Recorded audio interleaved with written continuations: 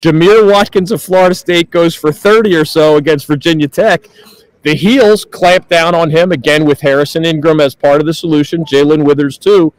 He got his 12 or 15, but he took a lot of shots to get his 12 or 15. So the same guy who gets 30 crashes back to earth when he's dealing with the Tar Heels. The same guy, Leggett, who got 30 yesterday against Wake, crashes back to earth against the Tar Heels. Blake Hinson, first team All-ACC, laid an egg today. These things are not mere coincidence. This is one of the best Carolina defenses. I've been covering the Heels for 37 years, man. I'd have to, go into the archives to see the other best Dean Smith, Bill Guthridge, and Roy Williams defensive teams. The Heels, most seasons, are more feared because of their offense, their skill, their three-point shooting, their fast break, their secondary break, all those things that Dean Smith and Roy Williams helped make famous. This year's Tar Heels start with defense, as Hubert Davis said in the postgame, continues with rebounding. Armando Bacot, all defense in part because he's the best defensive rebounder in this league. And then obviously they're not always great offensively. But as you said, Bacot with another double-double, 19 and 11. R.J. Davis was not feeling it from three-point land today. That might have bothered him earlier in his career. He just puts it on the floor. If they're crowding him, I think he only hit 3 out of 10 threes today, which is below his sweet stroke standard. But he got to the line 8 times. He drove into the lane a lot. He ends up with 25 points. When you put that whole package together, Bacot double-double, Ingram with the Swiss Army knife defense. Cormac Ryan shot only 1 for 9, but exhausted himself on defense. I wonder if his 1 for 9 shooting was because he was working so hard at the other end of the floor. Trimble we mentioned, Withers we mentioned. Of the Tar Heels top 8, really only Elliot Cadeau had a rough night. And that's a great sign for the Tar Heels that they can win despite their starting point guard having a roller coaster day, because we all know it's not always smooth sailing in the NCAA tournament. You need to be able to win when one of your starters is having a rough day. It's a really good sign for the Tar Heels, whatever happens against the Wolfpack, that they have 8 guys playing with such confidence right now.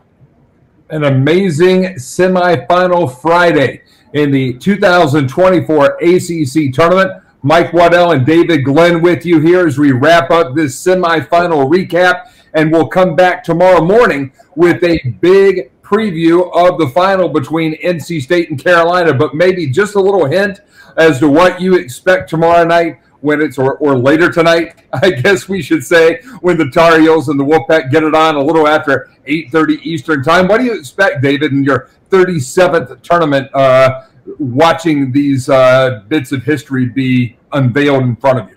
I expect a lot of fun. I expect a lot of unpredictability. Obviously, the Tar Heels have had the Wolfpack's number for the most part in recent years, but this pack is different. As Coach Keats said in the answer to my post-game press conference question, he said, the Wolfpack, again, the question was, how have you guys gone from losing 7 out of your last 9 regular season games to possibly at least giving yourself a chance to win 5 games in 5 days here in Washington, D.C., and maybe win the Wolfpack's first ACC tournament title since 1987.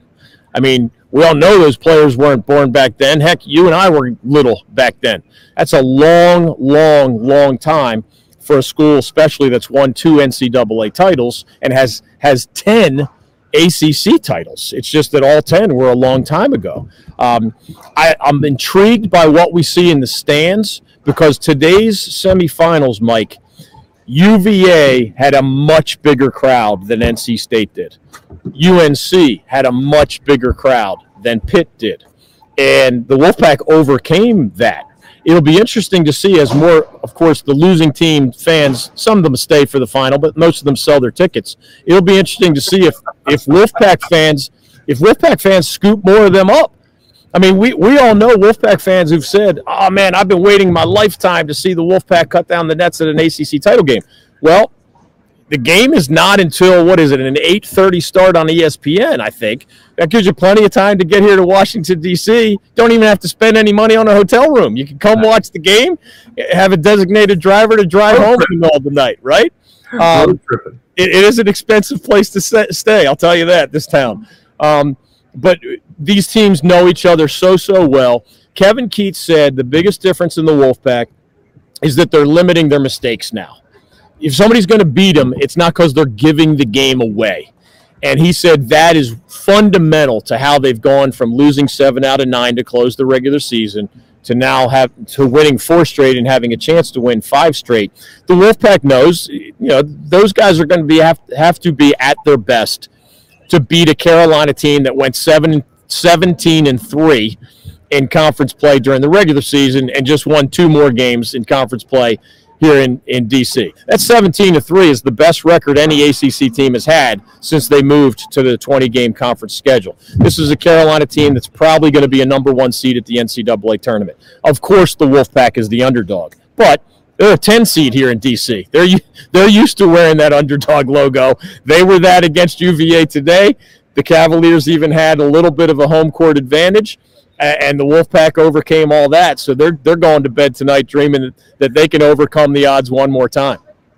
They're getting treatment is what they're doing. They're in an ice tub somewhere. They're getting a massage, maybe a little dry needling, but they're going to be ready tomorrow. As in our first year here on the North Carolina Sports Network, David, we have 2 North Carolina teams, the Wolfpack and Tar Heels, battling it out for the 71st ACC Men's Basketball Tournament Championship.